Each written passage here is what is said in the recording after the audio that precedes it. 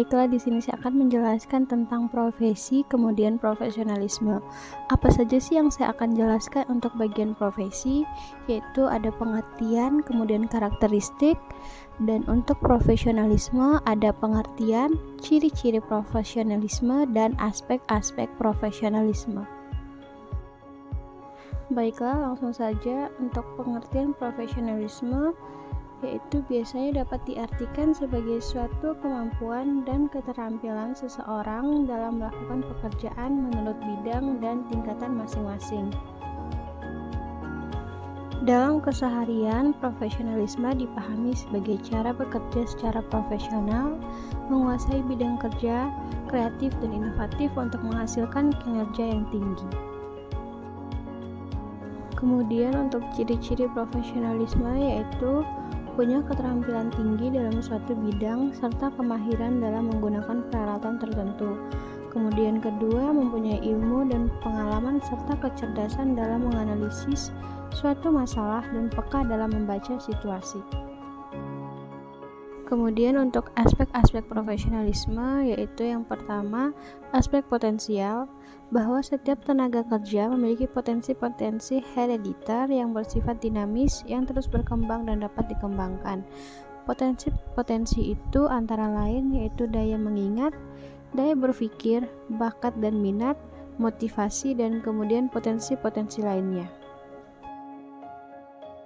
Kemudian kedua yaitu aspek profesionalisme atau vokasional, bahwa setiap tenaga kerja memiliki kemampuan dan keterampilan kerja atau kejujuran dalam bidang tertentu.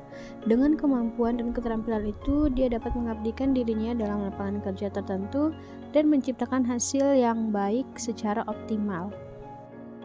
Yang ketiga yaitu aspek fungsional, bahwa setiap tenaga kerja melaksanakan pekerjaannya secara tepat guna, artinya dia bekerja sesuai dengan tugas dan fungsinya dalam bidang yang sesuai pula. Misalnya, tenaga kerja yang memiliki keterampilan dalam bidang elektronik seharusnya bekerja dalam bidang pekerjaan elektronik, bukan bekerja sebagai tukang kayu atau bangunan. Kemudian profesi, di sini kita bisa melihat apa itu profesi. Profesi merupakan pekerjaan yang di dalamnya memerlukan sejumlah persyaratan yang mendukung pekerjaannya.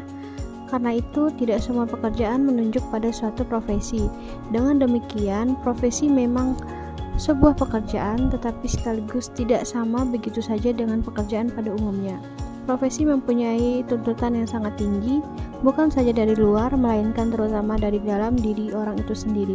Tuntutan ini menyangkut tidak saja keahlian, melainkan juga komitmen moral, tanggung jawab, keseriusan, disiplin, dan integritas pribadi. Profesi yaitu asosiasi profesional, pendidikan yang ekstensif, lisensi, otonomi kerja, dan lain-lain. Apa sih perbedaan profesi dan profesionalisme itu? Nah, jadi profesi merupakan jenis pekerjaan yang memenuhi beberapa kriteria.